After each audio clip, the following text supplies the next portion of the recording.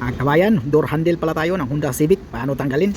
So kabayan, paano tanggalin yung handle ng Honda Civic 2022 kabayan? So saglit lang to sa kabayan kasi hindi yung mga lumang modelo kasi kailangan tanggalin yung sa loob din. So ito kabayan, sa front door sa rear door ganun din. So ito yung clip kabayan, yan. Ito lang, pindutin mo lang ng paganon. Tapos mahila mo na to kasi nakalock yan kabayan, kahit pinapalo-palo ko na kabayan, ito tanggal ko na dito sa loob. Ito naman dito, yung blocker naman niya dito, tanggal na dito. Tapos pag yan, iangat mo yan, tapos paluin mo dito, pag ganon, so hindi siya lalabas. So matibay yung clip niya. So ito lang, ipitin mo lang ganon, tapos tanggal na yan. So tingnan natin kabayan.